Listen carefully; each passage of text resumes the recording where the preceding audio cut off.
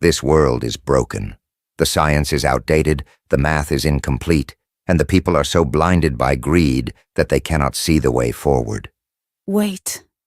You're not thinking of intervening, are you? It has to be corrected. Knowledge is not a commodity. It has been and always will be their future. Standing in the shadows is no longer an option. We have to teach them to share freely without fear of retribution. There is too much to teach for just one person.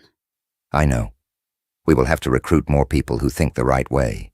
The people who have been shunned by the mainstream. People who have the passion in their heart for the science. How do we find all of these people then? We create an open forum to discuss ideas and build ties. We let everyone have a voice, and we never let greed dictate our path. What do we call it then? Oh, I got it.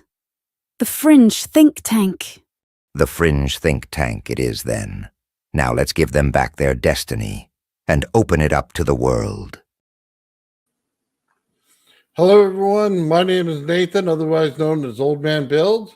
And today we have Joel Lagace in the building today. So, Joel, how's everything going for you? Pretty well, pretty well. Hope everything is well with everyone here as well. Right on. Everybody's looking forward to this. Can you see the chat on the right? I see private chat. Click the comments button. Oh, there we go. So I guess join the chat, right? Yeah, so you can watch all the comments in there and everything. You can already see people that are excited to see you on here. It says I need to connect my YouTube. Do I really have to? Oh, you don't have to do anything else. I just want to make sure you're aware it's there. Okay, I see it. Yeah, because I can't chat back because I don't have my YouTube account associated on this computer. So, yeah, so it's asking me to, and I don't want to knock it's going to ask for verification and all that. And don't even worry I about want it. to do that live. I'll put them up for you. Yeah. I'll put them right on the screen. So, yeah, everybody's been waiting for you to come on. So, Awesome. What do you've been working on that microwave lately? You want to let us know what's going on there? What's going on there? Yeah. Just some interesting ideas with trying to get some interesting nonlinear responses from the magnetron here. And I did a bit of research, and there is a possibility at certain frequencies and voltage, very high voltages, very similar to when you try and create X-rays. It's a cold cathode reaction. And so it would be more efficient in a way that you wouldn't need the heater, but it's to try and figure out the dynamics to that. And basically, I take advantage of the resonance chamber of the microwave, because why reinvent the wheel if it's already done for you? Yeah, I agree. So I've got basically Wi-Fi antenna in here, which is 2.4 gigahertz, which happens to be very close to the microwave frequency. Oh, yeah. And I've got this is coaxial, so there's a shield here, which goes into my Hack RF, which is a spectrum analyzer, which goes all the way up to 6 gigahertz. So as I feed various frequencies, waveforms, and voltages to the magnetron, I'm able to monitor for some interesting wave interactions with the microwaves. So at this point, I'm just trying to, as I've explained in some of my videos, seeing if I could at least get some microwaves to generate. And what frequency, because it might actually see when you run the heater in its traditional sense, which takes a lot of power, and the microwave transformer at 1,000 volts, let's say, at high current, this is very narrow frequency. It's almost like a laser beam. But those dynamics, because of the nonlinear nature, might change at extremely high voltages. So I have to be mindful that if there is going to be radiant energy output, it may not be at 2.4 gigahertz. So I got to sweep a wide range of frequencies at a time and see if there are any reactions. And if there are, what frequencies are the sweet spots? And from there, build a kind of resonant LC tank circuit and figure out a feedback mechanism. And my goal is to see someday maybe the ambient would be enough if it's just pure potential to drive this sort of thing. And whatever we can do with the microwave energy, do that. I'm not there yet, but as I was saying, if we can get an energy almost for free out of the environment, try and use that in its native form if we can. But being microwave too opens up the possibility to a lot because the frequency is much denser at 2.4 gigahertz. The higher the frequency, the denser the energy, and the smaller the resonant cavities become. So Okay. let's say you need a really big Tesla coil to get those sparks. Well, with a microwave, you can get those sparks with the equivalent of maybe this little bolt here. So imagine having like 100 of those in the microwave cavity, kind of working as when Tesla had all his multiple coils in his room, one amplifying off the other and creating a resonant feedback that kept amplifying on itself. You could simulate that with the microwaves, but within an area of a few inches. Yes. Much more dense and controlled and focused energy.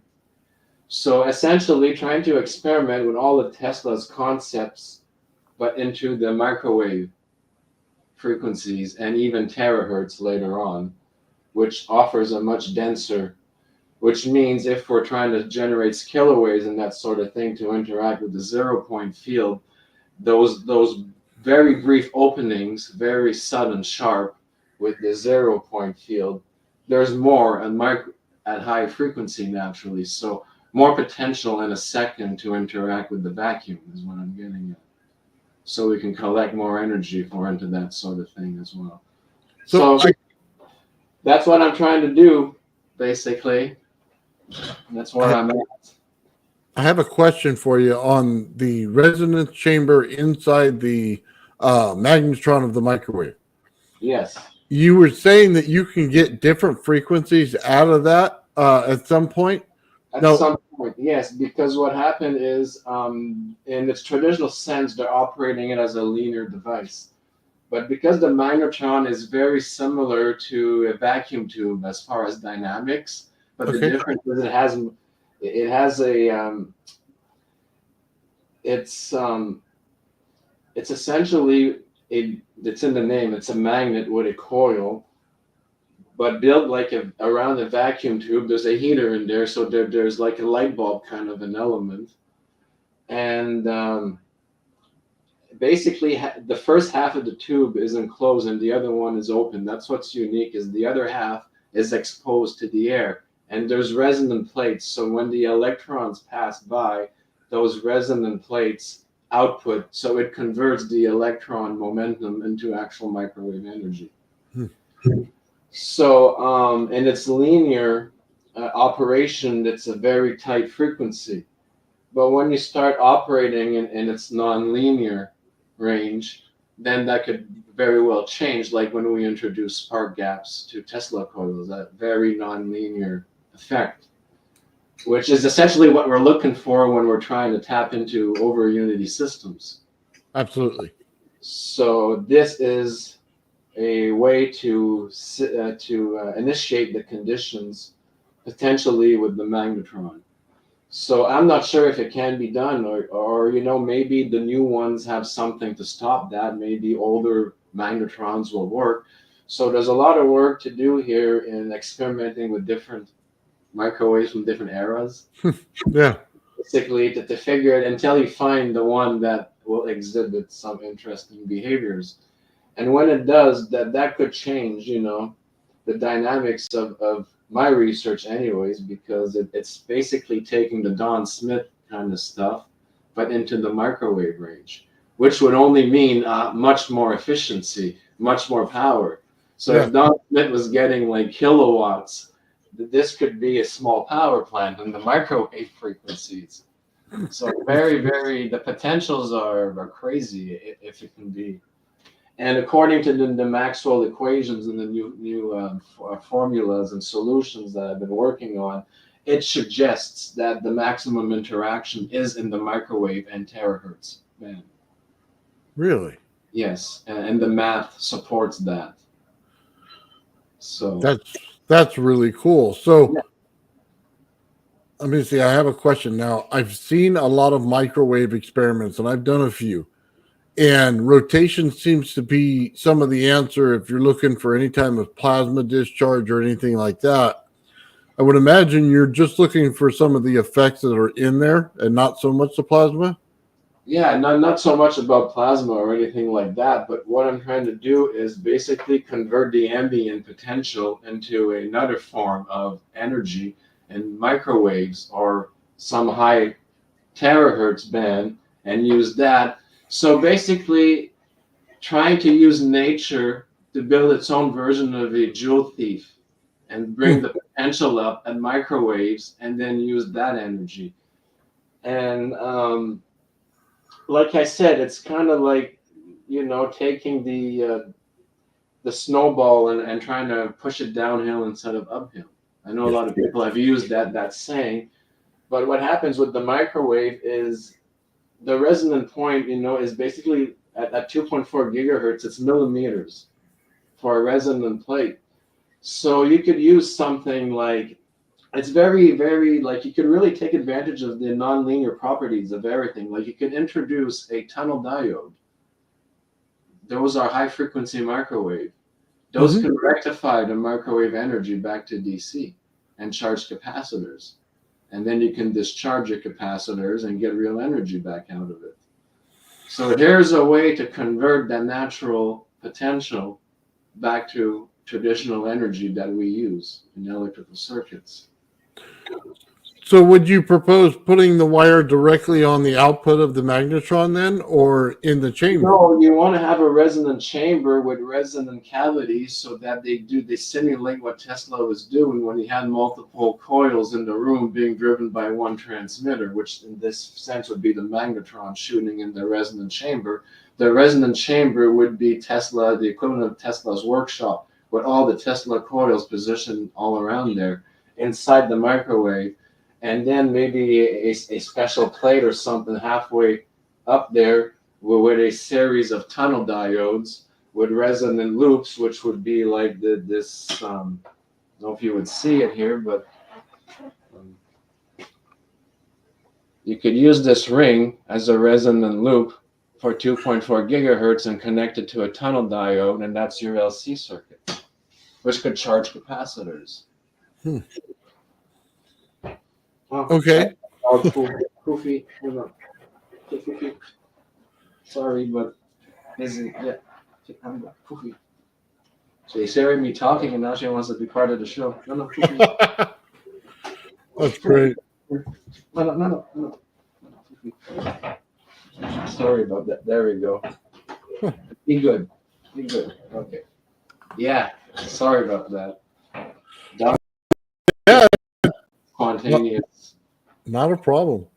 So I'm just looking at it. So we want the resonance chamber. So you said like a flat plate. Is that your pickup inside there for the microwave? There's multiple possibilities, but a flat plate, a small loop, Wi-Fi antennas connected to tunnel diodes could rectify the microwave energy.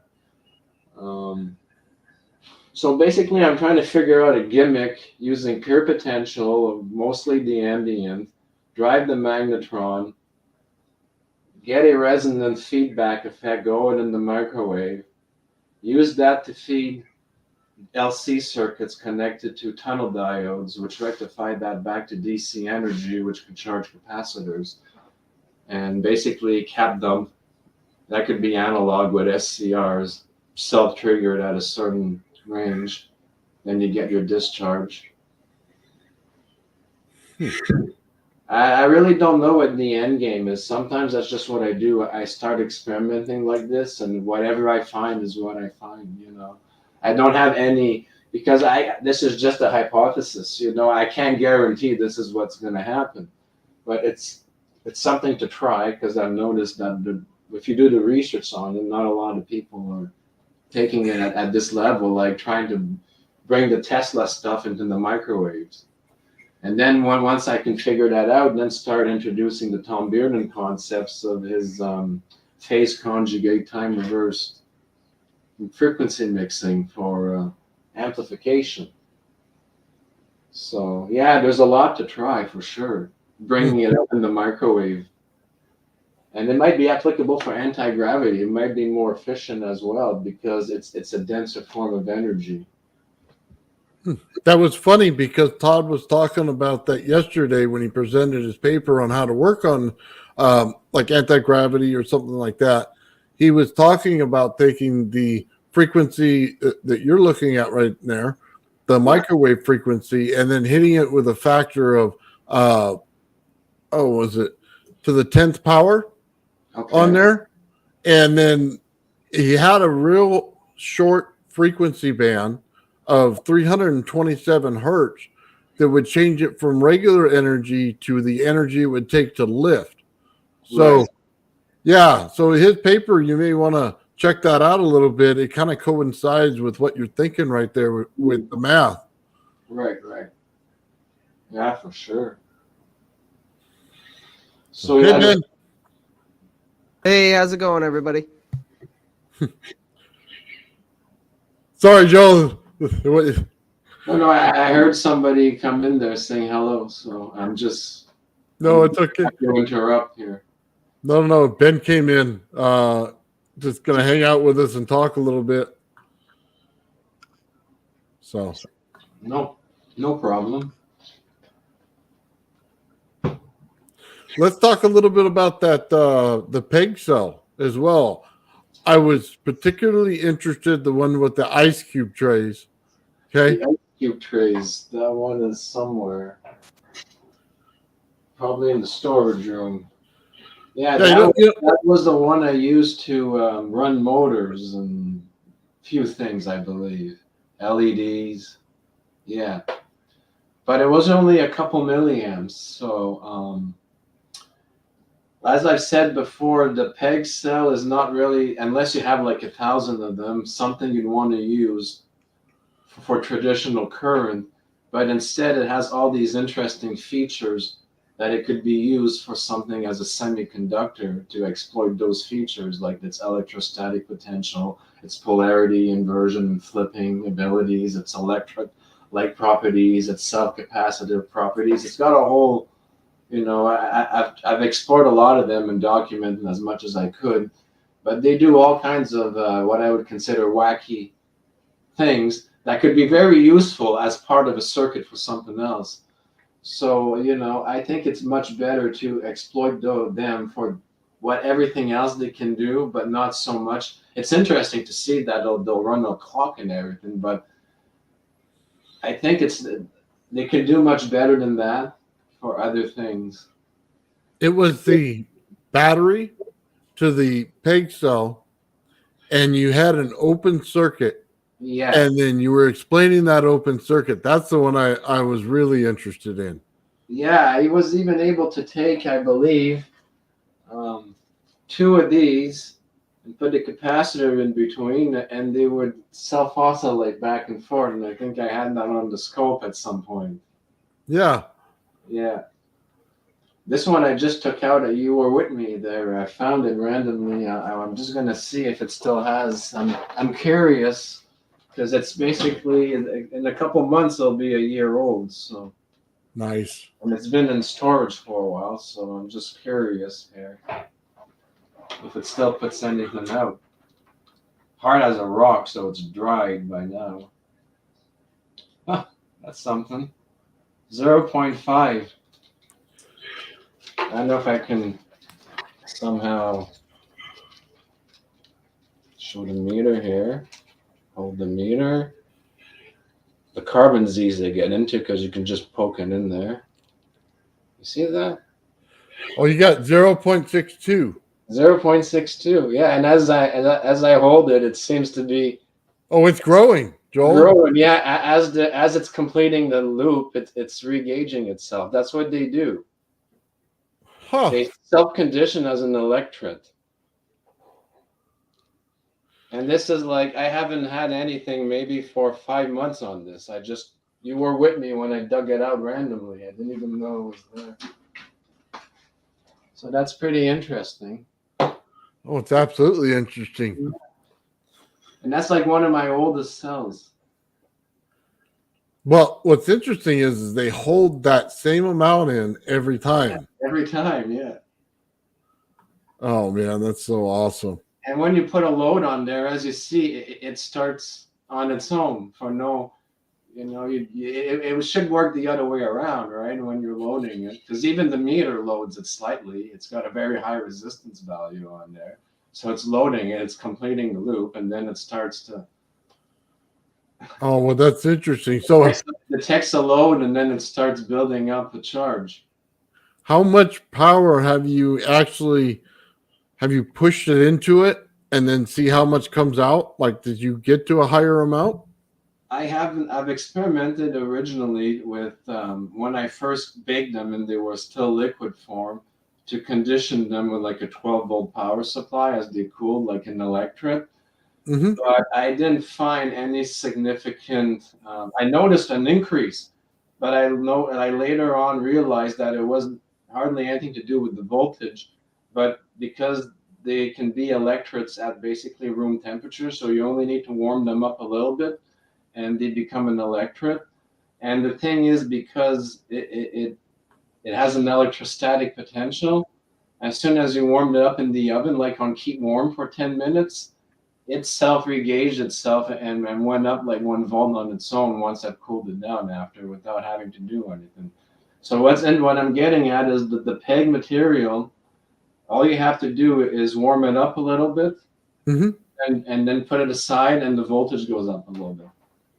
Oh, that's amazing. Yeah, it's a self-charging. It does the electrode effect and self-charges it with its own potential. Yeah. So basically, when you tap it a little bit with energy, it starts to tap back. Yeah, and I've experimented with that as well. If you pulse it, it gives you back a pulse in the negative polarity, a stronger pulse. Like it Really? double the amplitude in the negative. And yeah, so that's interesting as well. Oh Um, wow. I'm gonna have to build a couple of those because that's but just you too have to tempting. remember a lot of that is the self-capacitive effect, right? So you're giving it a pulse, and then it on a scope, it drains the capacitor and shows you that dip. But I was able to measure it by so people were skeptical, so I put a capacitor between the two peg cells, Mm-hmm. and then closed it, and then it did it. So if we were dealing with true DC here, the capacitor would block the flow, right? Right. But it still completed the circuit with the capacitor in the middle, which showed. But a lot of people didn't want to listen. But it debunked the idea that, oh, it's just an effect with the scope. No, no, no. No, That no, that no. I said there shouldn't be a flow here. There shouldn't be. If there's a capacitor, put a normal capacitor in between two DC batteries. You're not going to light it up unless you've got AC. AC can pass through a capacitor, but not DC. yeah, you're pulling like a Bedini spike in there where it just amplifies for a second and Yeah, then yeah. you catch it. So it was like your peg cell produced an AC and a DC, so to speak. Yeah, it does. And if you put the peg cell on the scope, you see all the random, up to 250 millivolts, random, very sharp fluctuations. And I thought it was just mine. And a friend went with his analyzer and found the same effects.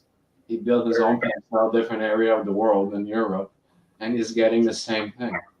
You're an inspiration, Joel. I just got to say that.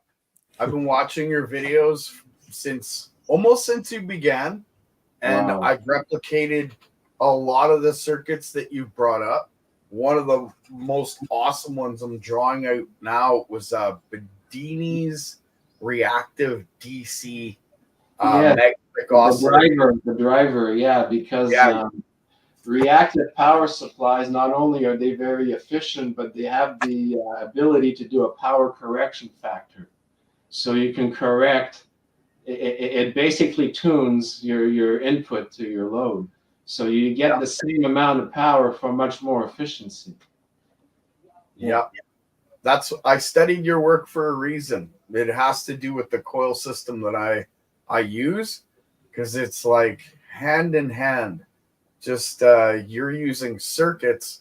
I'm using a coil to do the same. Right. Yeah.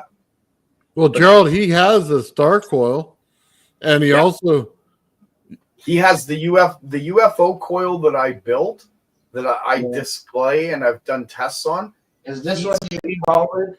They call it the Starship coil. Yes, but mine's slightly different. And Oh, the Starship coil is built on the Rodin the principle. Rodin principle. Yes. Yeah, mine looks like a Starship coil, but it's not. There's a whole separate layer system on the inside that's Nice. geometrical that has nothing to do with the Starship. But yours was, I was rather impressed. Good job on that. Yeah, I'm happy that at least somebody did something good with it. Oh yeah, well, I watch your stuff all the time, Joel. You're rock.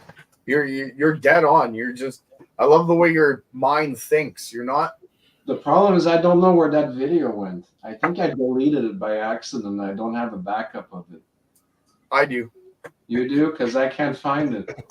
I've copied almost all your videos. It's one of those, and I think it's one of those when I had an out of body moment, and when that happens, I forget after the event. Like, ask me two days later. That's why I have to go right to the drawing board and as is fresh because it's like a dream, 2 days later, I forget everything I said. That's like the Bedini circuit. You got that in the dream. So, yeah. So I'm a little bit upset because you had mentioned it, I think, in an email or something or in a comment, and I was looking for that video. And I said, "Oh my goodness, I must have deleted it." I'll find it in my hard drive, and I'll get Nathan to send it to you. Awesome. Because I was trying to remember that exact circuit. I know I have an idea there, but I was like, why did I delete that? Yeah, I'll definitely send it to you. I know I have it. And I'll draw it out for you, actually. The Bedini reactive circuit, I'll draw that out. But I'll step out of the conversation and let you guys talk while I'm doing that. Oh, no problem. Oh man, yeah, we're all good, Gerald. You continue. So, yeah, it's just so interesting how this whole thing loops out. So, you're doing the videos. Gerald's watching you do the videos. He's pulling the circuits that you're building, right? Right.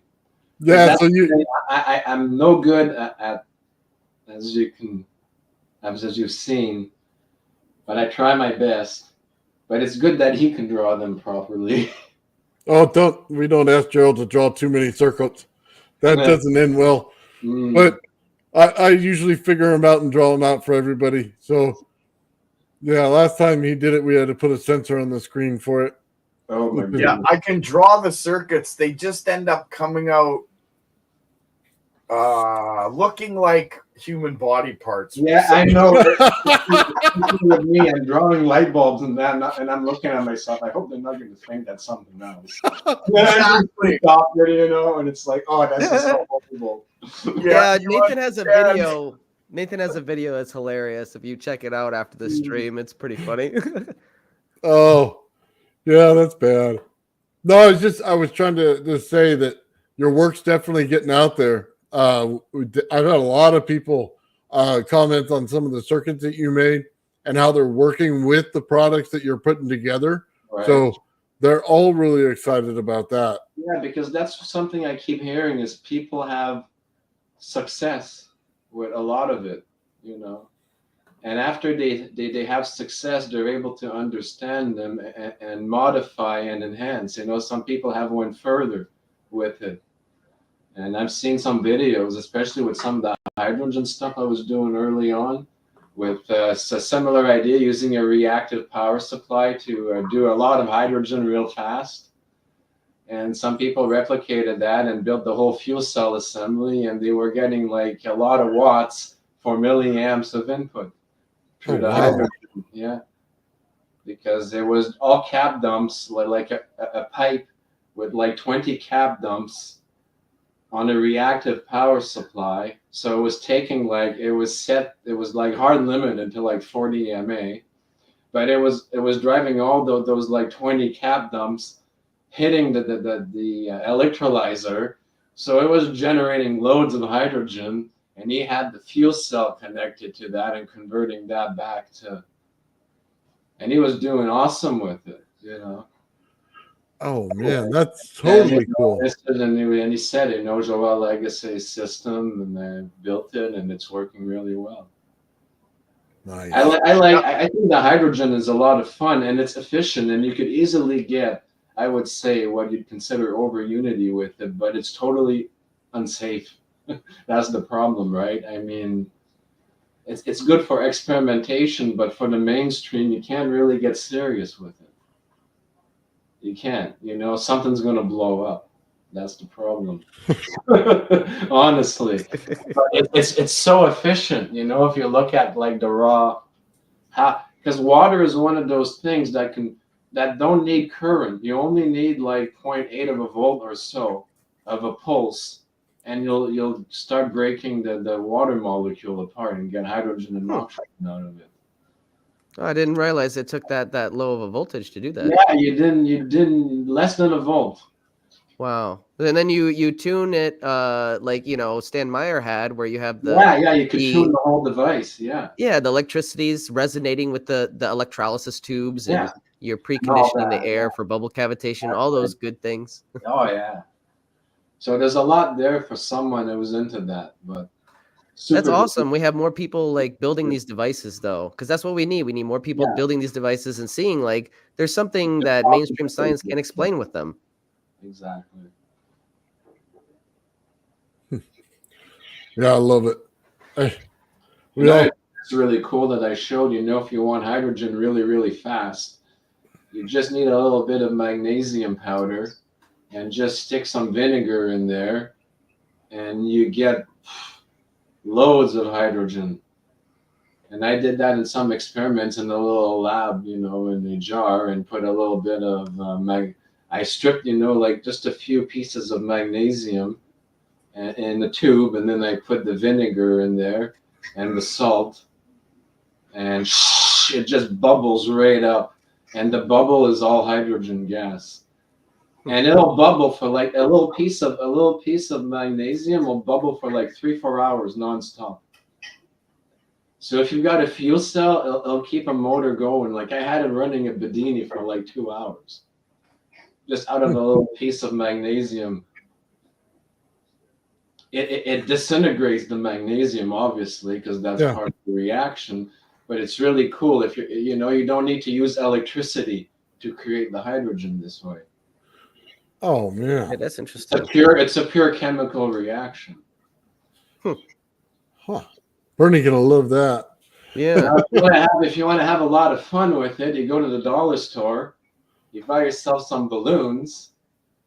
You buy a little, you know, those little portable vinegar things, you know, for takeout vinegar. What am I looking? You know, I'm looking for the English word here. You know, like just like ketchup and vinegar for the takeout. What do you call it? Oh yeah.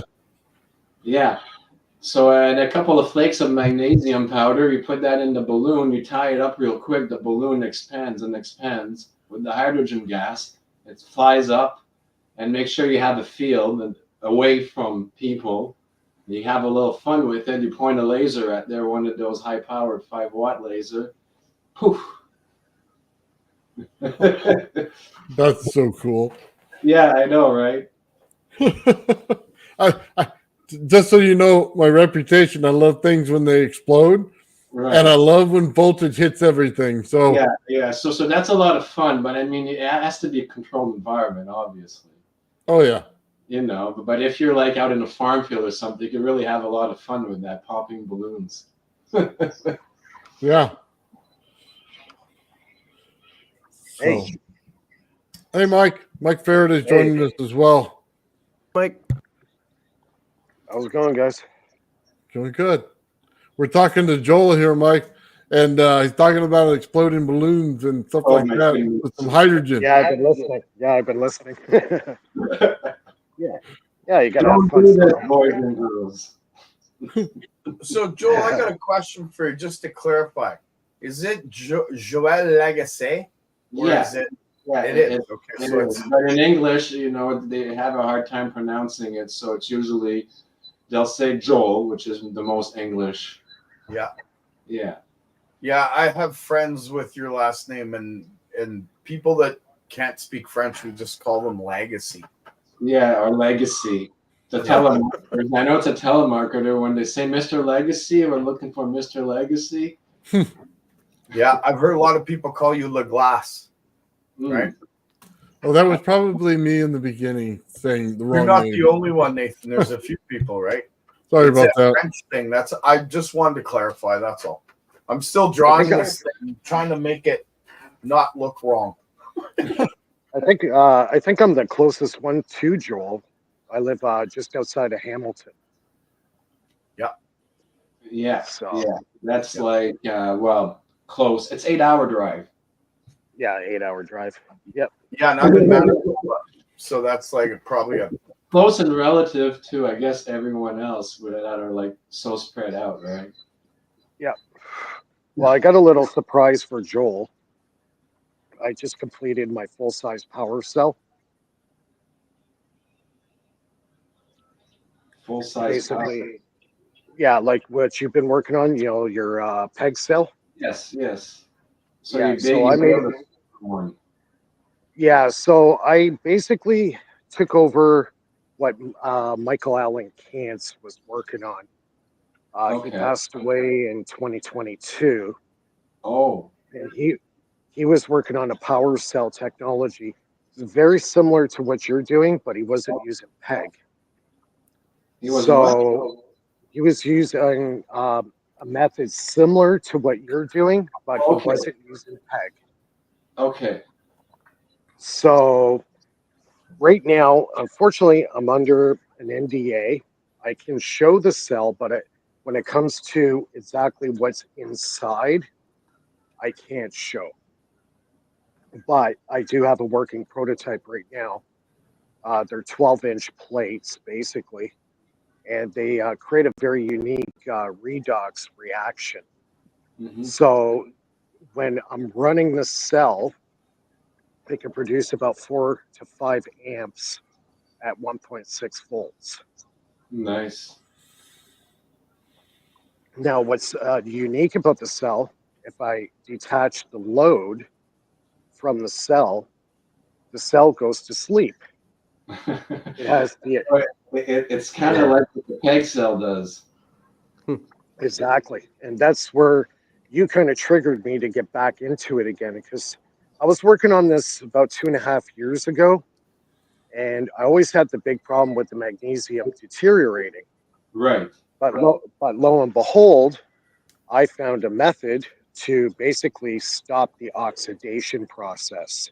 Mhm. So when it oxidizes to create power, I have found a natural organic agent that Mhm. destroys oxidation on contact. Right. Thus, the magnesium will last a very, very long time because Mhm. of this. Okay. So, yeah, it's looking really promising. I'm just out here Awesome. having a smoke, but when I get back in, I could show you guys what I've built. Yeah, he's got a just so you know, Joel, got one probably about the size of my fist. Okay, for his first one, and then Right. now he's got 1 foot by 1 foot plates that sit in the big cell Yeah. that he put together. So, yeah, it's pretty interesting. Like I said, it goes right in line with that peg cell. That's everybody loves that thing. Mm. Yeah. Just what would probably work well is actually what I found. One way of getting current out of them is making the layer as thin as possible, like a superconductor Exactly. between the electrodes.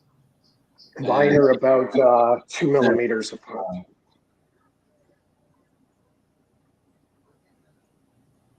I'm sorry, about Mike. Sorry. Yeah, mine are about between 1.5 and 2 millimeters apart. That's why you get the current I'm getting. Yeah, that's what I was saying that I've noticed with the peg cell that when they were like pretty well paper thin, that's when they started generating some pretty good current. And at one point, I had a flat cell that was charging a car 12-volt battery. Yep. But the thing is, I don't have the workshop setting. So what happened is I couldn't keep, at that layer, I couldn't keep the flat cell stable long enough to do extensive experiments with. Because I literally, you know, I had like elastics and I had like felt from like craft store felt to isolate each layer.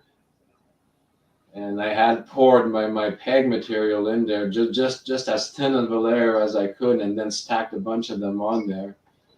And it was doing very, very good. But yeah, if I had a 3D printer or something and I could actually mold these cells, that seems to be, if you want to operate the peg cell for current, it seems like the distance between electrodes is a key, and the egg So makes it very, very thin. All right, so here's my cell, and it's hovering about 1.6 volts. That's the cell there. Mm-hmm. So I got a big hand so you can see the size. Right.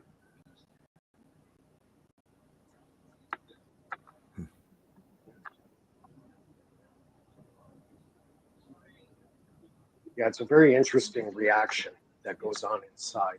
Now, if I put my hand on the cell, I don't know if it'll work right now. I got the plastic side up. I have to flip it over, but I also found too, if you put your hand on the cell, there's a thermal reaction that happens that actually will increase the voltage of the cell. Yeah.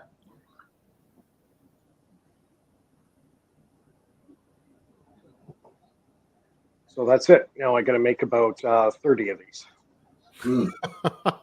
No, only 30?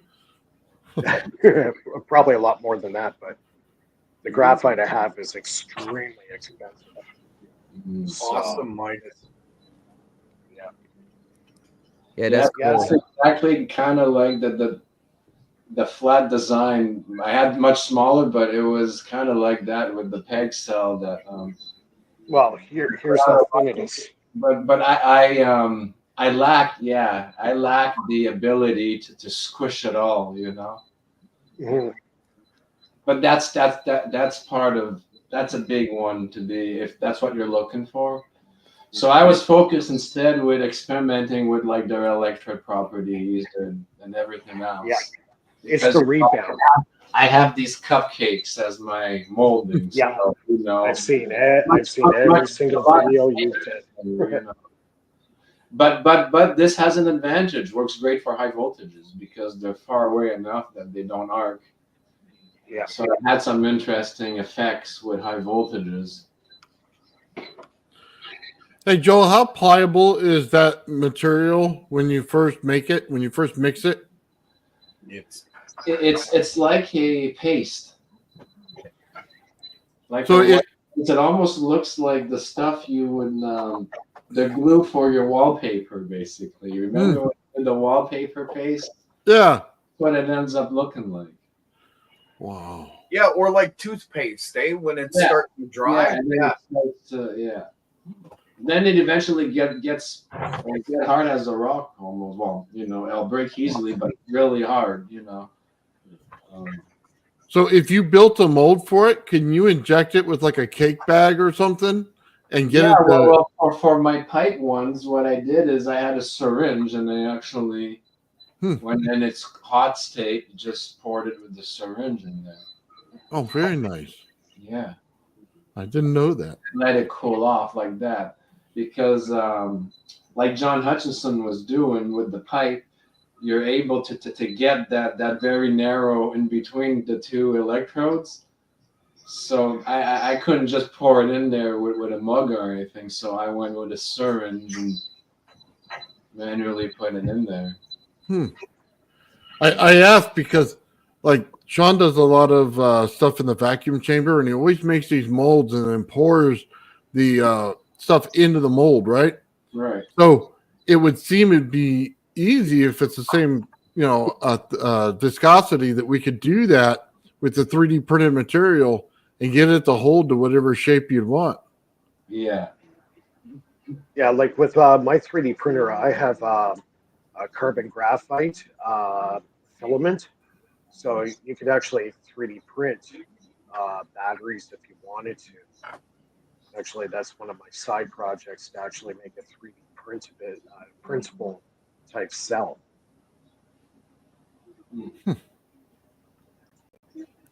That's cool. Gerald, what's going on? Did you finish your thing? Yeah, and it doesn't look like like I said, like I was talking to you when we were on the off stage there before going live. I'm a bit sidetracked because my high voltage module I think is going on the bump, so I'm going to have to build a new one just before I can do more tests with this. Because it's just well, I've had it for several years now, and it went through a lot of experiments, so it was bound to burn out one day.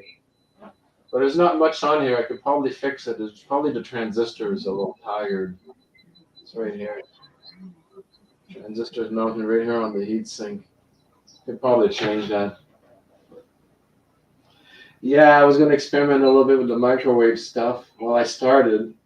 Had the whole spectrum analyzer and everything set up in there. And then now I'm trying to figure out what I'm going to use to drive it with. That's where I'm at right now. so. Just to test it, just to figure out what can be done and what can't be. And once I get an idea, then see if I can use the ambient to drive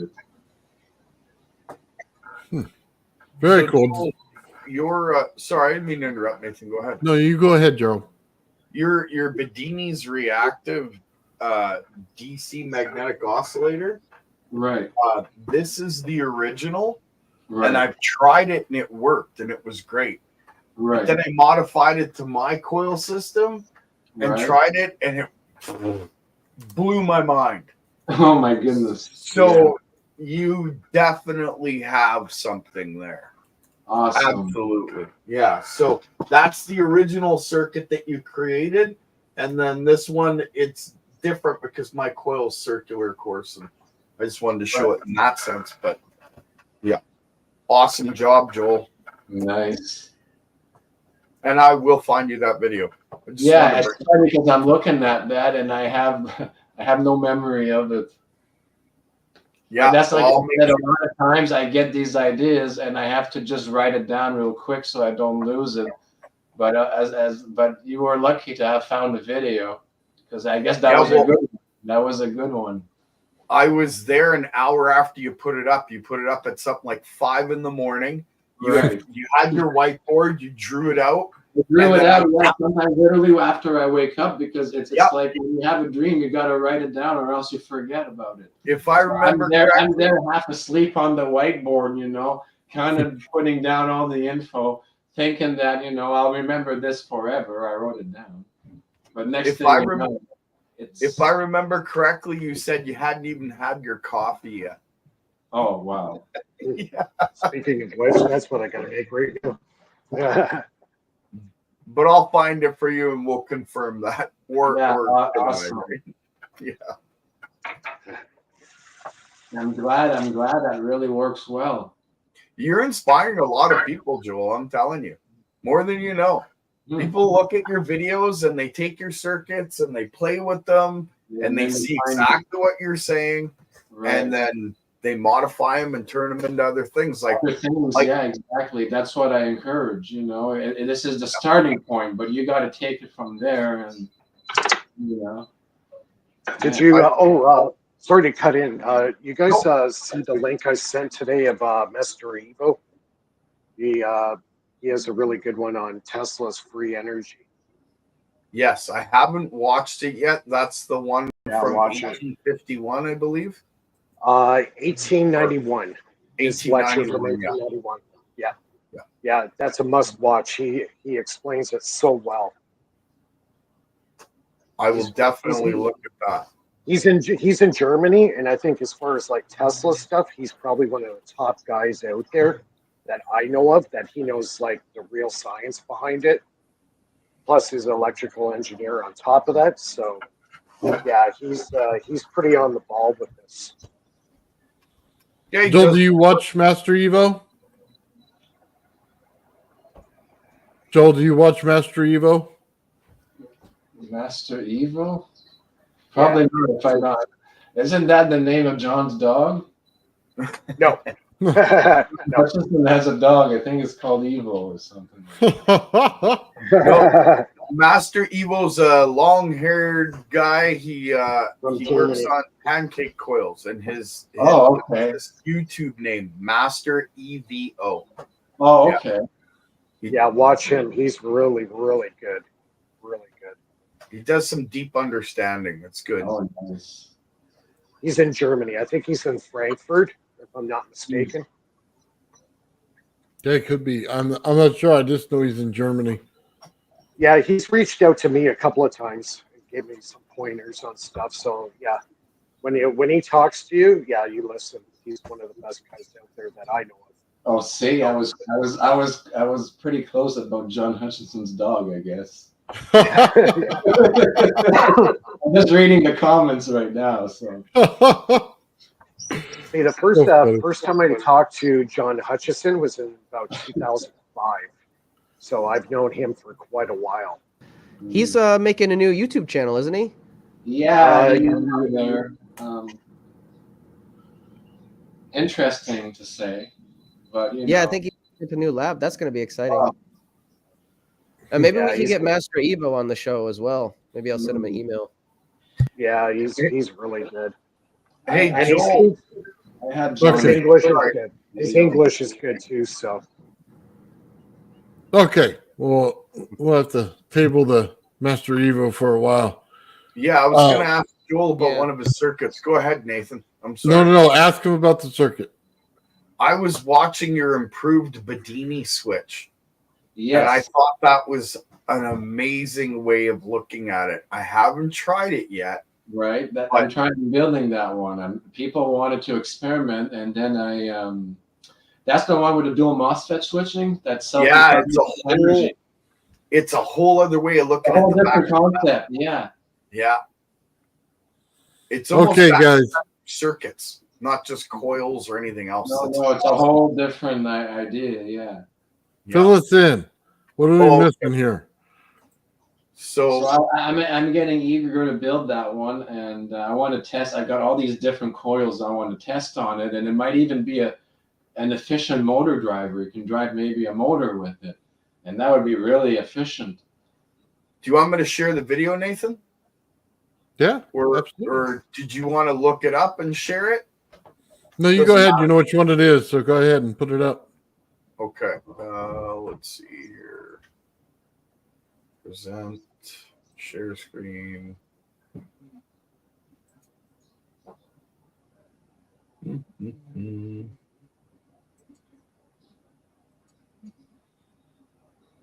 So there it is there. Yeah. Yeah. It's just Did you want to because I had corrected the polarity, there was an error, and I posted the real picture. It was just the diodes were in the wrong. I don't know if I can't see it from here if I corrected it or not, but if you go to the description, go scroll below to the description, go to more, and there's a form link. If you click on the form link, I corrected the circuit. It's nothing major, but it's just people, will say that it's wrong. I do. So it was the negative and the positive is.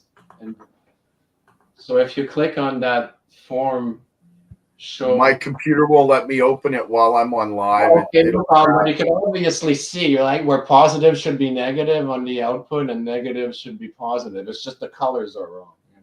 Oh, that makes sense. But it's the right circuit. It's just they go to the wrong. What I mean. Like if you follow the diode's direction, it should go the plus and minus. But I totally get it. Yeah. So my apologies with that. I was a dopey moment and I realized, but I'm pretty sure that people know by the diode arrangements where it should go.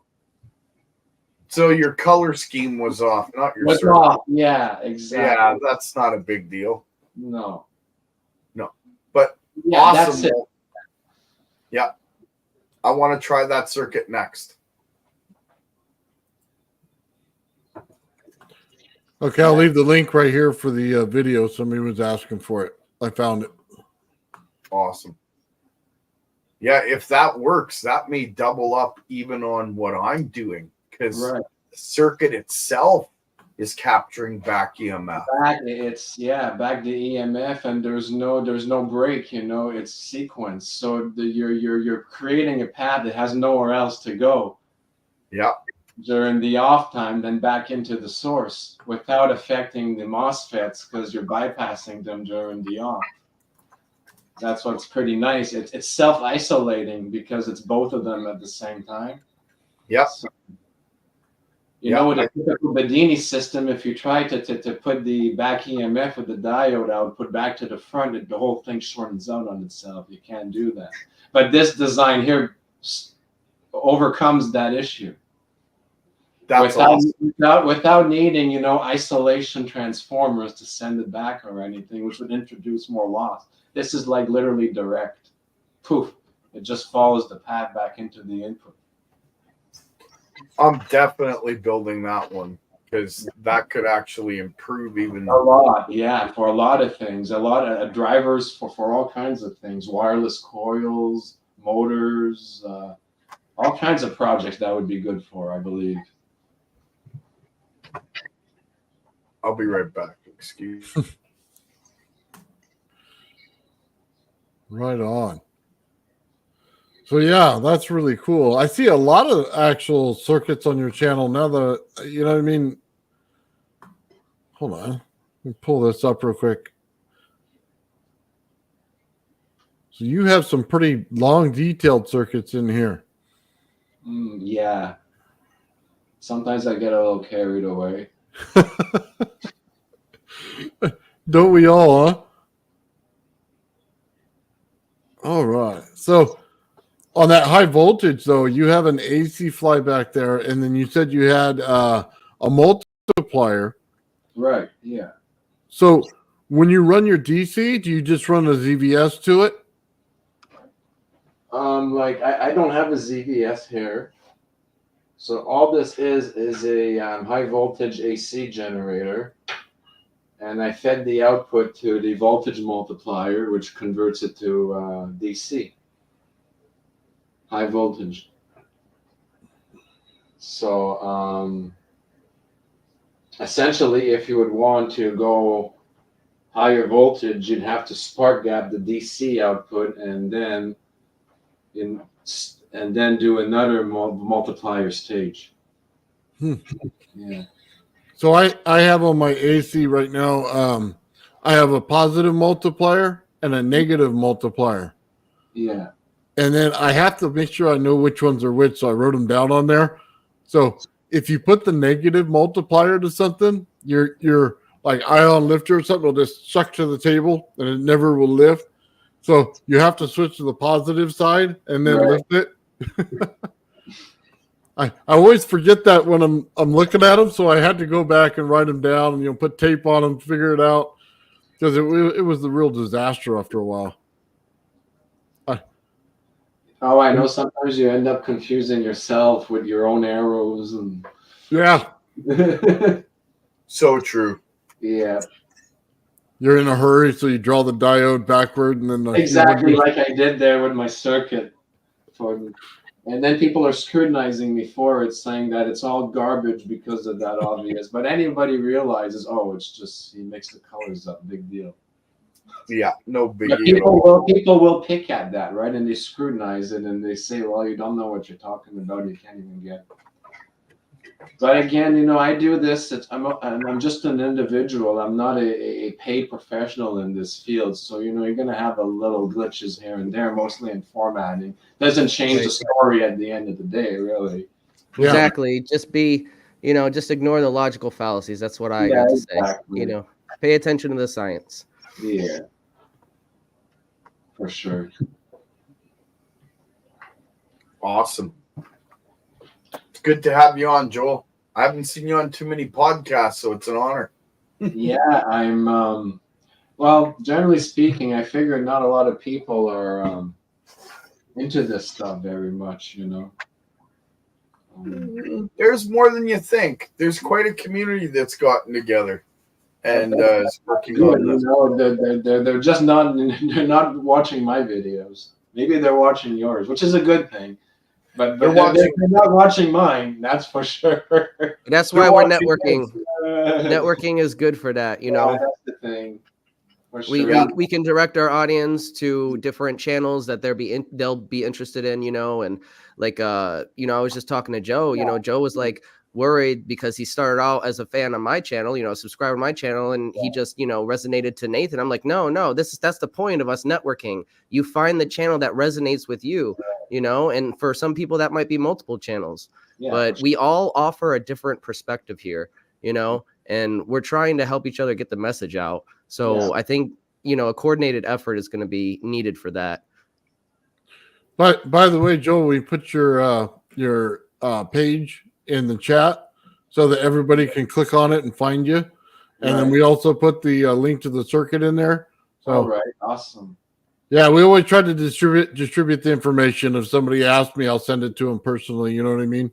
Nice. I'm just reading the chats here, catching up on the conversation a little bit here. Well, somebody asked a question. It says, ask Joel about the chaos magnetic pendulum. Oh, yes, that thing. Yeah, what about it? Oh, he was just saying to ask you about it. I haven't seen that, so I don't know what it is. Oh, it was it was trying to, it's been a while, but it was the, pendulum with a magnet with a bunch, it was some other people have actually done this. And it works for a few minutes, and you've got these random coils on the bottom, and when the magnet goes back and forth, it creates energy, and the light bulb can flicker around. And I had an idea of like having like a little motor or lever at the top or something to give it an asymmetrical, to keep, because after a while it settles, but for a few minutes it wiggles around, and for that moment, and you literally just had to give it a little tug, right? So my idea was just offer a system like every minute it gives it a tug or something with very little current, and during those 2 minutes where it's going in chaotic mode, rectify that into a supercapacitor, and there's your energy generator. That's all that was. That's and really people got mad at me saying, no. And it was like, people are already doing this. People have built it. They've shown it work. And there's no hoogie boogie. It does quiet down on its own. But my point was asymmetrical regaging, like Tom Bearden says. Offer a mechanism that gives it a tug every 30 seconds just to keep it in chaotic mode. And everybody a lot of people got angry with it. Or if you look at it, the comments, they're all mostly negative. But it's like, if you guys don't want to listen, whatever. I offered an idea, and people mostly went poo-poo all over it. So, well, what can you do? I've Don't been there, stop man. the ideas coming. You just think keep outside. going. And that's what I do. I keep going. And Yeah, you just can't let it get you discouraged. That's all. Because people are always box. That's what we need. Most people don't think outside the box, and that's what I have to remind myself. Like, most people don't think like we do, and that's just it's sad, but you have to be trained really to think critically. Right. For sure. Yeah, so don't stop. Keep that up, because you never know what's going to be the next big thing. Yeah, that's for sure. Yeah, one of the most important parts that we all, I think, believe in is the more we show our work, the more we get our ideas out there, the more it becomes mainstream. Yeah, and the more people get interested, and then they start experimenting, and they start seeing unique things. Seeing it for themselves. Exactly. Right?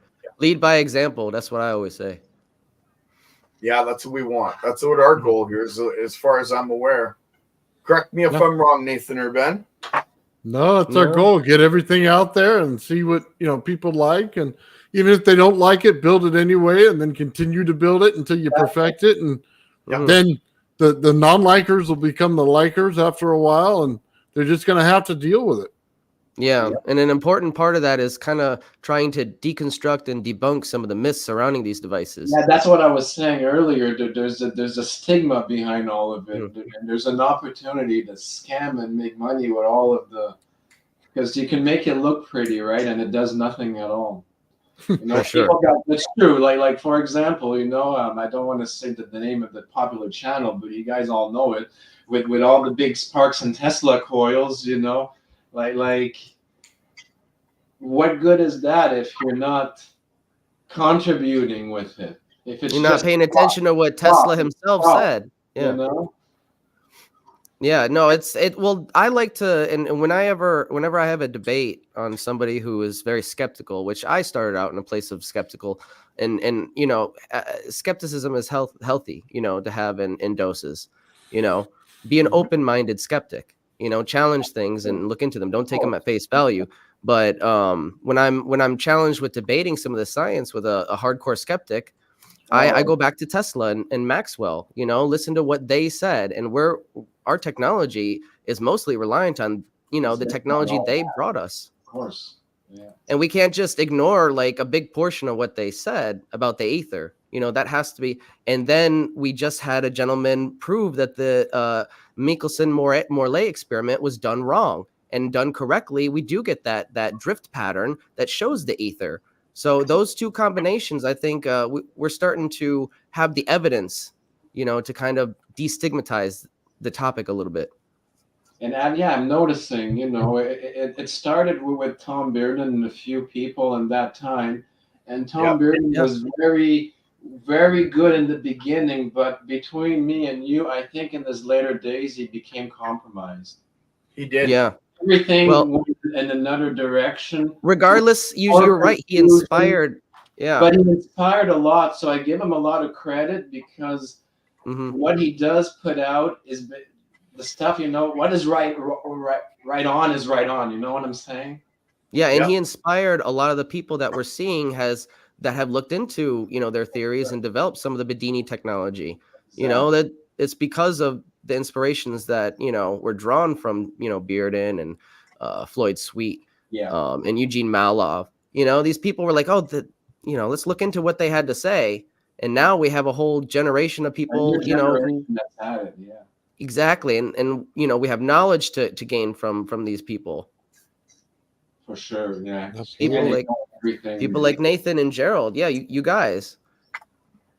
Well, Bearden was a genius in the sense that he could look at something, pull it apart, understand it, and explain it to the common man, right? Kind of like what Nathan does and what others do, you know what I mean? But there's issues, you know, that like I said, especially I think he started getting a little bit deceptive when he put out his mag circuit, because he talked about all the mechanisms to do it before, but once he actually built it and publicized it, everything was like different than what he previously talked about to achieve those very conditions in his design. For example, he talks of ferroelectric materials, magnostrictive materials, barium ferrite, and building cores with that sort of thing. But then he leaves it all out when it comes to his mag design, and people wonder that try to replicate it, why it doesn't quite work as it should. But if you listen to all the hints he left in the past, you are able to build the mag and make it work as it should. It's just he left out a few details. Good job, if it was a patent, sometimes people, like inventors, will leave out key details for various reasons. I know sometimes, like if you're working on a free energy device, you literally can't say, you know, that in the patent. You have right. I've known inventors who have had patents that they specifically exchanged parts and components just to make it look like it was, you know, not fringe science. Yeah, exactly.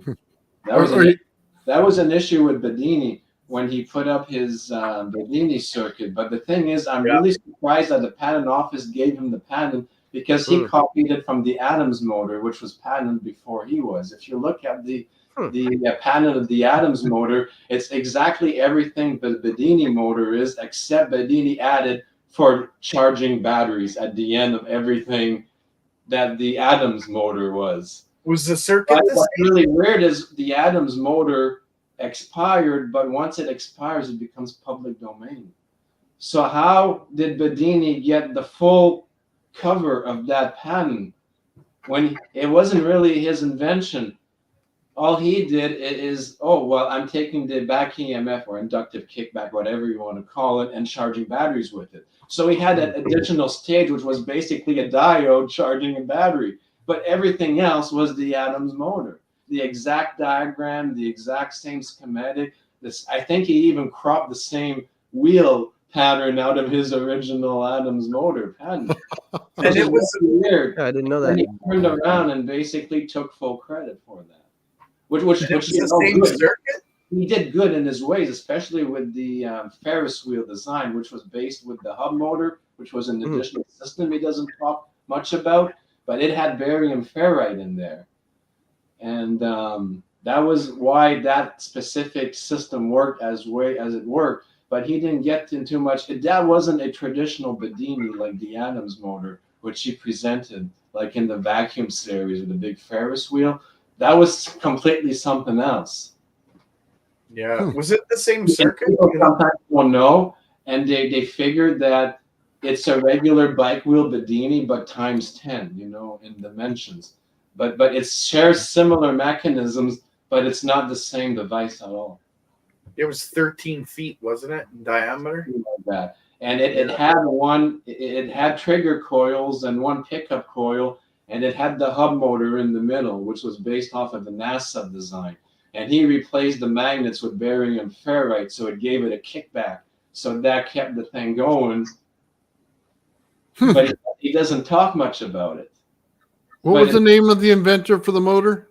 The hub motor, it's called. Hub motor? And it was a NASA thing. And what was what was the other one you mentioned earlier, the guy's name? It's a very efficient motor. The Adams motor is the same motor that Mike based his work on. Right. And that's the Bedini. That's the original, essentially the Bedini bike wheel. The first Bedini. You know what? If you look at the Bedini, the one he patented, it's the same as the Adams motor. You're the first one to make that connection, Joel. It's I love it. The same, and he took full credit for it. Wow, because Mike and it's weird that the patent office granted it because it was public domain. We do see a pattern of that. These devices are older than we think. Yeah, exactly. See, Mike Faraday, the guy that was just on, he built the motor that's an Adams motor, and he's doing awesome with it. And me and him have discussed how close it is to my work, which is based on Bedini's. Yeah. So basically, it's based on the Adams. That's mind-blowing. I love it. Thank you, Joel. I'm going to have to look at the Adams motor a little deeper now. Maybe Bedini was a student of Adams or worked with him. Maybe he knew something. Because the only change he did, if you look, you can still download the original Adams motor patent that got registered and approved, and you could download the original patent from Bedini, which is also expired now, but was approved. And you compare the two side by side. The only difference Bedini's has is he uses the inductive kickback with the diode to charge a battery. The original Adams motor doesn't have that extra component. That's it. The whole mechanics of the wheel and the timing. It's probably just enough. The north polarity on all the magnets. Exactly the same. Yeah, it's probably just enough to get the patent looked at or whatever. So Bedini used to hang out with that CIA guy. I wonder if he got that whole system out of that book and was waiting for the patent to literally cancel. And so he could be. That's mind-blowing. Yeah. So that means that those books that he had might actually have a lot more of those free energy devices that have been shelved throughout time. Yeah. By the way, did you guys? I've actually mailed. Well, not mailed, but back before he blocked me, Richard, his friend that was working with him, he's got a channel too for the energy stuff. And I asked him because I had all of the from the vacuum series, the DVD with all of the Kiska files, his. And I said, there's a lot in there, but from the series, he has that moment in the vacuum DVDs where it's all laying on the table and there's like boxes tacked on top of boxes on top of boxes, and these binders and binders. And I wrote the message to Rick, are you sure you guys like scanned everything? It seems like as much as there's in there, I think there's something missing. And he got all defensive in his public comment. We spent 2 weeks scanning all of the documents on the machine by hand, and it was a lot of, he got all defensive with it instead of. I was just curious, was there a box or something that didn't get? But yeah, that was his answer. Yeah. Who was that? Rick That was Fringe. Rick. That's it. Yeah.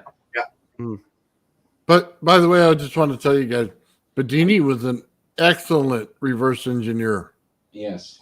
He knew how to build. No, he did. He built No, I mean, maybe everything. That's how he got his system. Yeah. Oh yeah. No. There's no question about it. Bedini was a reverse engineer, and he took multiple systems over multiple platforms and built every single one of them. Makes you wonder if he was working with that guy rather than that guy was just having fun with John Bedini. You know what I mean by that? That agent that he always talked about, Sir. Yeah, John. Yeah. And I did a search in these gut roots because I did I was really bored one night and I started trying to search his family and everything. And I got to roots from an institution in Russia, a learning institution in Russia that he had ties to, this John Seska guy. And then I started looking into his brother, and I was doing very good with finding out what his brother was into. And then he unfortunately passed away a few years ago. So his social media accounts went. But up then, there was a lot of, like I said, it was something, I think there was a tie to a Russian research facility with that John guy that was hanging around with Bedini. Yeah, Sir John. It makes sense because they're really hot in the scalar waves and all of that. That all the extended Maxwell stuff, they were well into it before North America was like even under the hood. Russians have a leg up on that kind of stuff.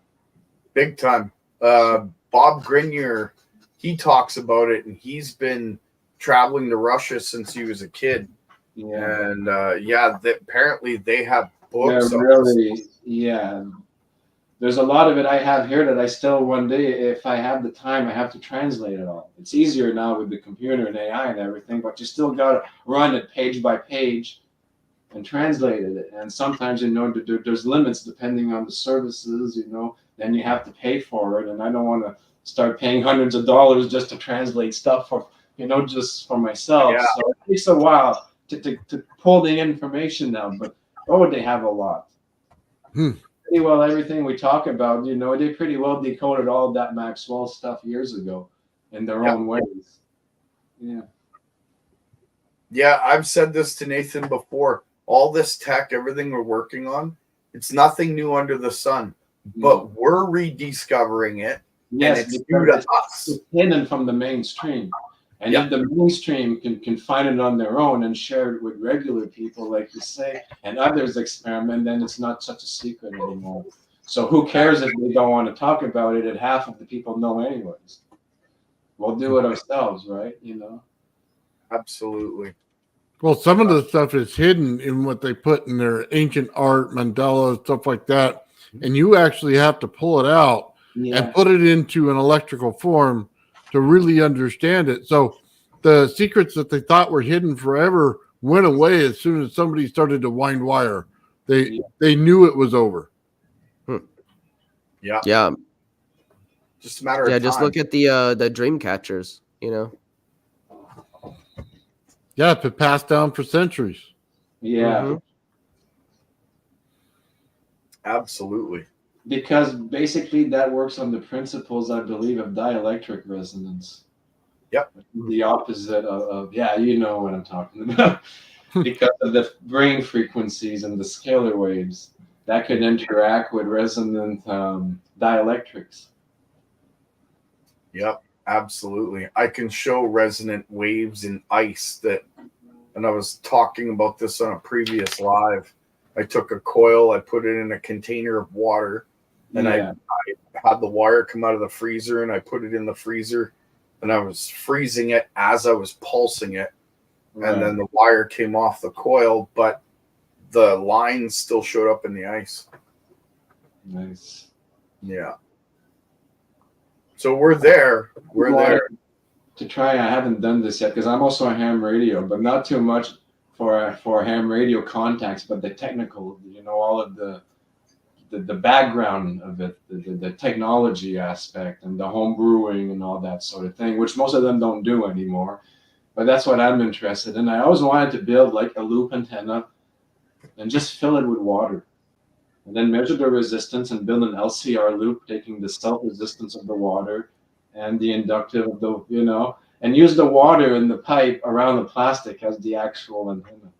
Add resonance and see how it would behave, Well, I can tell you this. I'm now at the point where I'm using water as a ground line. Yeah, a water antenna. Why not? Yeah. Yeah.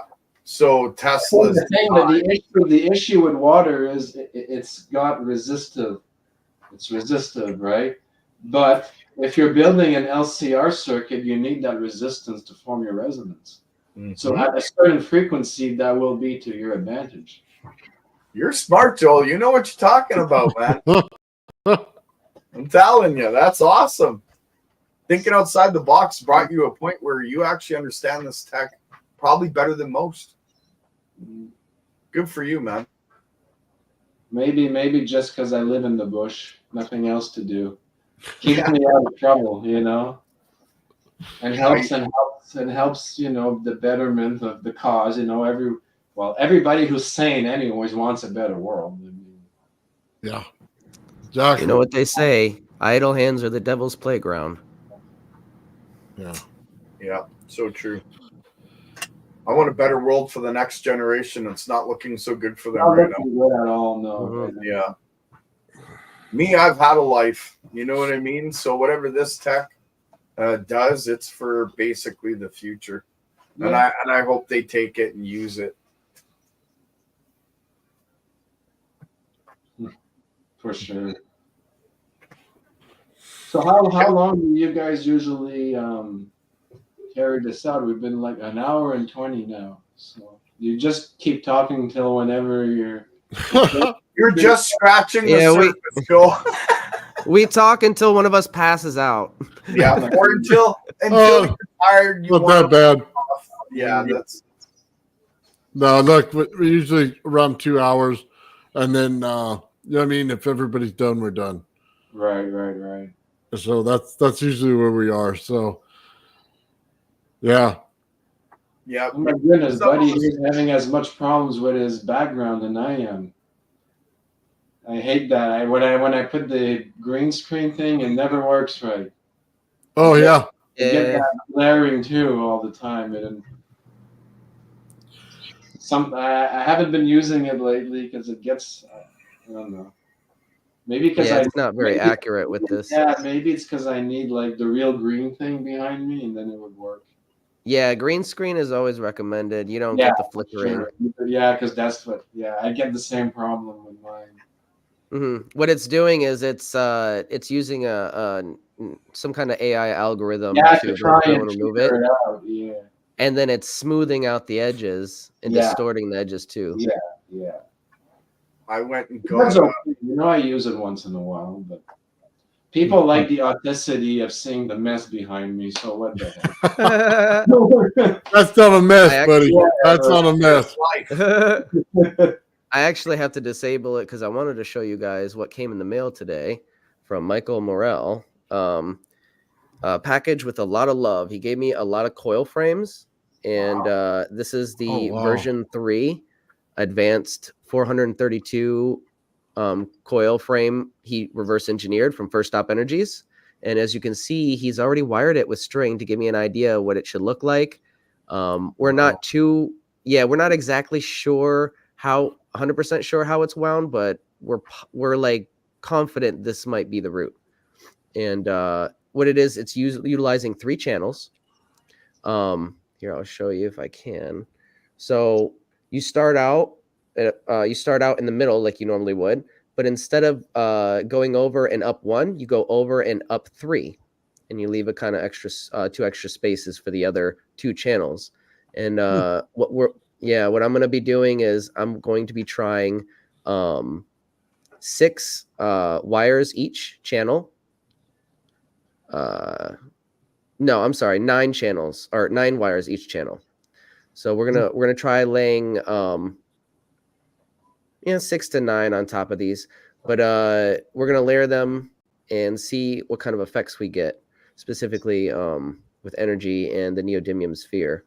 Are you crossing each layer or just running one then the next? So just one then the next. So it's not like the bundle where you do it all at once.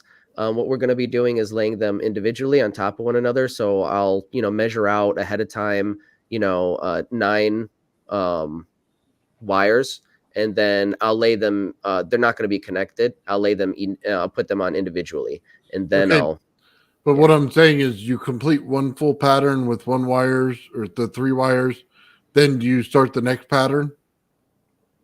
Yes. So you complete one pattern and then do the interference pattern for that same, and then you start the next one. You go up 1, Okay. and you continue. Yeah. So it's a little bit different than the bundle design that we did for the our coils. And again, we're going off of very little information, trying to reverse engineer this thing. So it might take some time to get, but this is a nice start. That's a lot of winding. They're so much different than mine. Like, even if I know how I made that UFO coil, it looks like a Starship coil, but the principle's so different. Yeah. And again, it's all about the geometry, the geometry that the pattern is going to make in that electromagnetic field. So with this one, it's more, I'm sorry. I apologize. Go ahead. No, you're okay. With this one, it's more attention focus. It's more directional, right? Whereas the bundle, the multifiler, is kind of like we're gonna randomly twist these up and wire it around. This is delicately placing the wires individually on top of one another, so they form this perfect cross pattern, right? And it's all about the spacing. Yeah. How many slots are in those discs? God, I haven't counted them. Never mind then, because it'll take. That's a lot. Yeah, it does look like a lot. I need to ask. There's got to be at least 32. I'm assuming 32 spokes. That's a 32-point coil then. Yeah. So somehow it adds up to 432 in some way. The numbers, whether it's 3 channels and having, I'm not really sure, but somehow this relates to 432 because this is their 432 coil. And that's basically all the information we have to go on. So if anybody has any information that they remember from, First Stop Energies and their videos, please contact me at beneficencetv@gmail.com. But yeah, he sent me a whole mess of coil frames. We got like 5 other ones to mess with too. You should take a picture of that bin, put it on those Facebook groups, and see if they have it, because they'll probably know exactly how the winding went. You're right, exactly. Because if anybody has it, if anybody's probably in the related in those circles, it's going to be them. Yep. And next time, that's a good idea. Do with a bit of a deeper voice, Ben. And if anyone has information, please contact me. I'll put it on a milk carton. There you go. I love it. So bad. Gotta have fun. Oh, that's funny. That's funny. But we got a whole bunch of coil frames to mess with that'll keep us busy for a while. Nice. Yeah, I've got a few here as well, but I've never got to the winding process yet. But I've got a bunch of 3D printouts for different rodent coils and that sort of thing. But I shake a lot when it gets to like really precise things like that, and I swear a lot trying to get them through the hoops.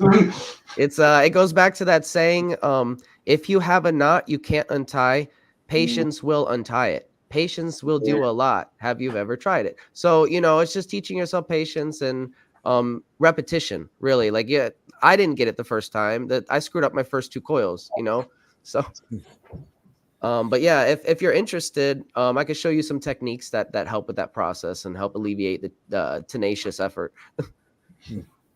I built my first one and I didn't wind it well enough in the beginning when you first set the wire.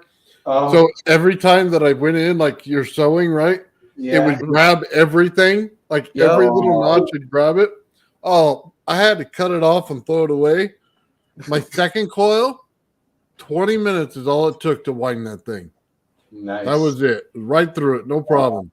Mine didn't take too long. I used one of those kids' plastic donuts and put pins all the way around the outside and wound it like that. Oh, Nice. that's smart. I never thought about doing it that way, Gerald. It worked. Yeah, like one of these? Yeah, exactly that. And then I Awesome. put the pins all the way around the midsection around the donut, and I wired it like that. Oh, that's Then brilliant. you can see your different spacing, and yeah. Right. You're And gonna I have to used- tell me how you did that because I'm interested now. Definitely. I used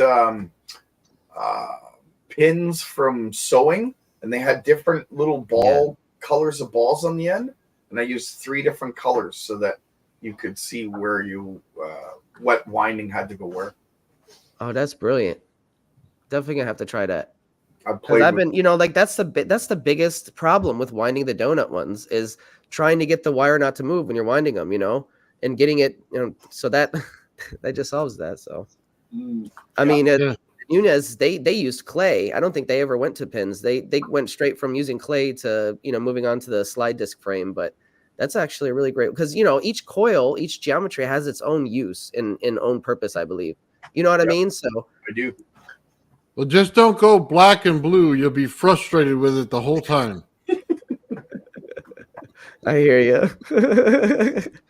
So, Joel, on another subject, I wanted to ask you about the, and this goes to Wardenclyffe, the research that you did. I think it was in Timmins, Ontario. I could be wrong. Oh, Project Timmins. Yeah. Where they had that. They had that whole setup inside a mine shaft, upside down Tesla coil. They ran it upside down. They had the reflector on the ground and the Tesla coil in the mine shaft, and they sent a signal with only like a 15% loss across the country. Wow. Coast to coast. So that means that Tesla was right, and they just used the bottom end. They used the bottom. They ran it in literally backwards. Yeah. So they could have, if they had done it, if they had run that down, because Tesla had both. Now they wanted to do this. Yeah, Tesla had both. He was experimenting with both configurations. Yeah. And this is the guy was called what's his name? Richardson. I forget his name now. Tim Richardson. He's a engineer who specializes in even making nuclear reactors and that sort of thing. Not around here, but he is able to engineer them. So to give you the idea of the smartness he has, and he had a personal interest in Tesla's technology. And he had a contract for a power plant and a mine around here in the north here, close to Cochrane, in the north where I live. And they were in Timmins, actually, and in the outskirts, and it's isolated. So they needed like megawatts of power to the mine, but they didn't have a direct way of doing it. So this Tim Richardson reasoned that by taking the power from Timmins, because Timmins has one of the deepest mines in the world, it's a statistical fact with the gold mines, that would be a good conduit to shoot the energy to any mine because it's in the earth, right? Where they need the energy with minimal loss. So they started doing some testing of that. And then the time when Ontario Hydro, which was the big electric company of the north at the time, which had their head offices in Toronto, Canada, heard of the project and the developments of it, threatened to cut Timmins off completely of the electricity supply if they were to proceed with this project, because it would hurt because they were investing in the hydro dams in the James Bay and running the big transmission lines into the U.S. And they didn't want to screw around with that investment. So they flat out threatened the city of Timmins, we're going to cut you right off if you dare to proceed with this project. Wow. Yeah. That's amazing. I don't think that they That needed. was in the late 70s. That was in the late 70s. That In the makes late sense. 70s. Wow. I wonder if the equipment's still there. I visited the site, and there's still pieces and stuff. There's wires, there's isolators, there's that graphite stuff like Tesla was experimenting with for the base stuff. A lot of it is still there. I even went a little bit into. I've got the recording on that. You saw a little bit into the mine shaft, and Yeah, I've seen that. and some connections, and yeah. I mean, I should take a trip. It ain't that far. I should come out. That would be just awesome. Right? I would love to do something similar like that. There's another spot that could work in Thompson, Manitoba, up by the nickel mines. right. They have some deep mines as well. Okay. But putting together a project like that might be a little difficult. Yeah, because they had at the time they had the coordination with who was it now? It was a university, one of the big ones. I have it. I don't remember off my mind, but I have the information written down in the video. It was it was the U.S. military, but through a university research program. I forgot which university, but if I go back to the video, I'd get it right away. But it's listed on there. And they were the teeth behind the project, essentially. It was a shadowed by U.S. government, but they were trying to shoot the energy throughout North America like this.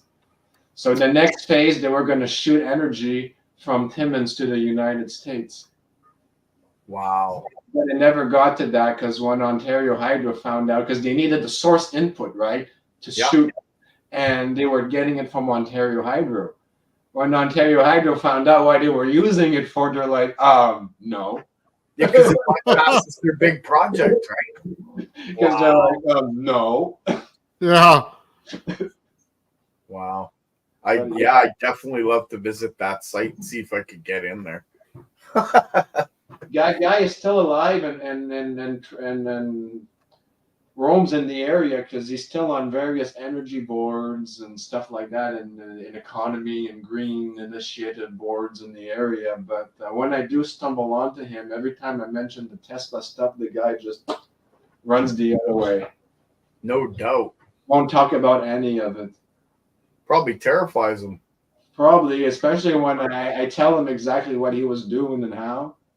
And then one time he actually asked me, he says, how do you know about my interest in Tesla's work? And then I told him what I was up to, and then Wow, eh? yeah. Didn't want that info out. No, he didn't. No, he didn't. Interesting. I wonder if the Wardenclyffe principle would work on a smaller scale. House to house, maybe. Oh, yes, it does, for sure.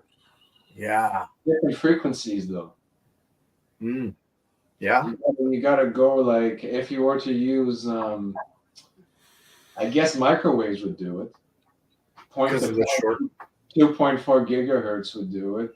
You could literally beam in there. And if you use Tom Bearden's, the thing is, there's always going to be a loss with the scalar wave, even though the scalar wave could propagate without the attenuation from mass and matter.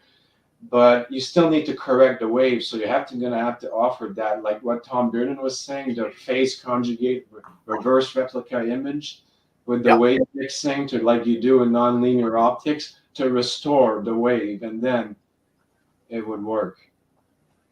So you use the microwave as a carrier, as a trigger, as a waveguide, and then fix it with the wave mixing at the source to correct the loss.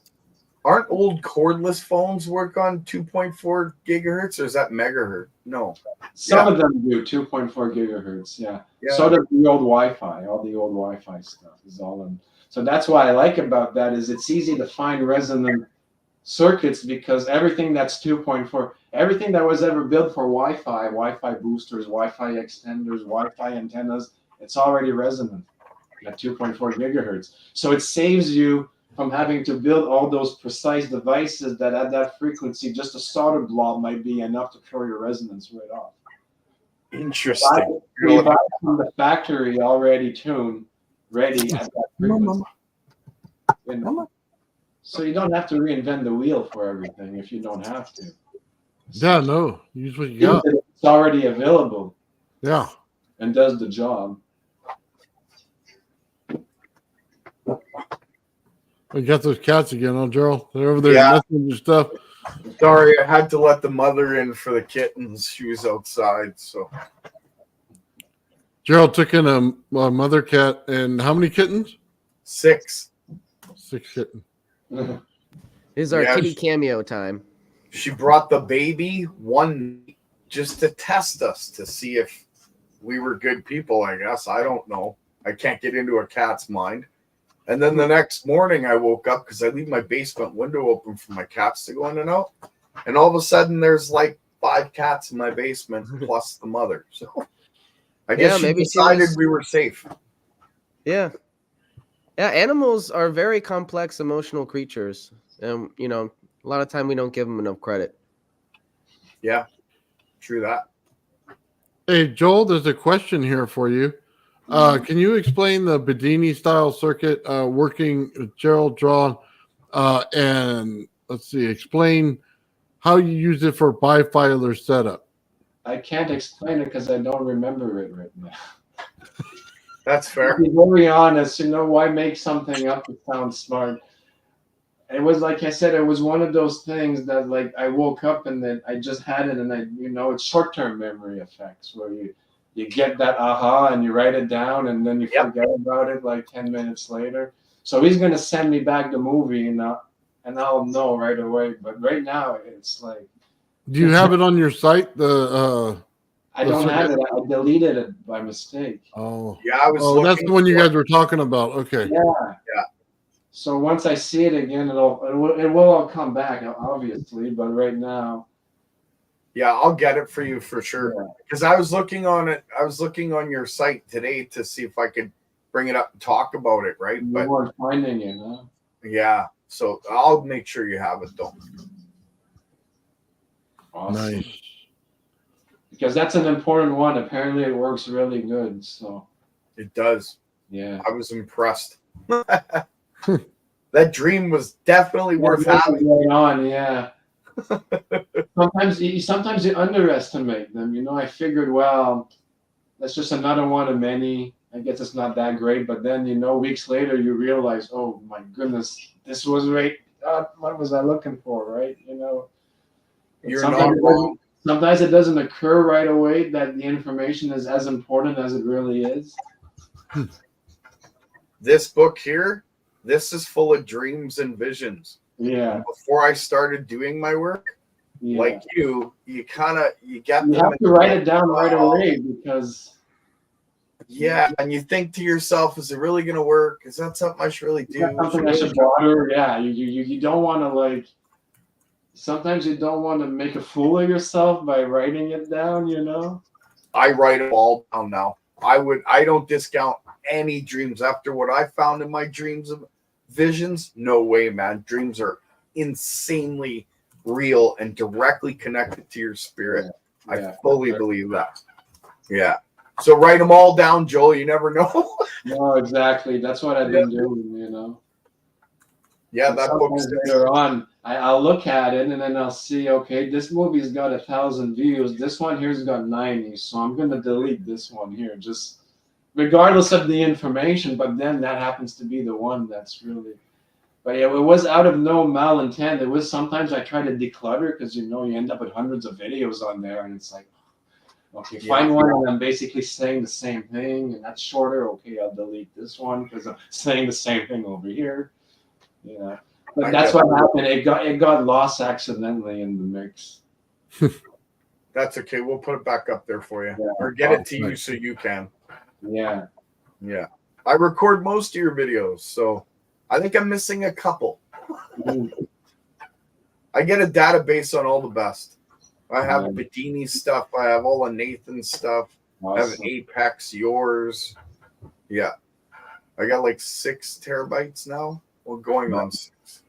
Yeah. That's all for me, though. I don't really put it out, you know? Yeah. It's just reference. So just so you guys know, Gerald, get me the video and we'll review it on the Wednesday show, the live. And we'll just go over it piece by piece, and that way everybody has it. Yeah, absolutely. Yeah, because if it's that good, you know, it deserves some attention, replicating, and that's useful. You know, it really is good for people to use it. I think so. Yeah, I was impressed with it. Yeah. I was sure at the time. I knew it was going to work. You know, I don't remember the specifics, but the reason I wrote it is because I knew, you know, this has got to be something. Yeah, it's like running the secondary back into the primary, but you're not. It's some weird thing. I'll have to look at it. Yeah, you're using the capacitor to change the polarity in order to run it back in. Right. If I understand correctly. Yeah. I'll have to see it. Absolutely. I'm not trying to put you on the spot, Joel. No. I'm just being honest. You know. That's fair. That's fair. Fair, you know. But I'm gonna have to actually bail because I got turkey dinner going on right now. Yeah, and I gotta go myself here. So yeah. We're all good. Hey, Joel, thank you very much for coming in and doing this with us. No we really appreciate it. Let's give Joel a hand, man. Awesome. Thank you. Thank you, Joel. Hats off. Thank you for having me. See my balding head, but definitely hats Yeah, off. me too. I hate mine. That's why I'm due for a shave actually. It masks. If it's all gone, you can't make a judgment, right? Me, it's like the Red Sea splitting. And, yeah, you're not even close, Gerald. Look at mine. Look, yeah, it's shining. You know what? It's so am I. I got a bit of a tan there too. Yeah, who cares, right? It's just part of our personality. It is. We all get old. We can't get away from it. Yeah, it's life. It is. All right, guys. I just want to say thank you to everybody and thank you to the chat, guys. You've been great. Thanks, guys. Thanks, chat. Appreciate everything, guys. Have a great night. Have a good night, everybody.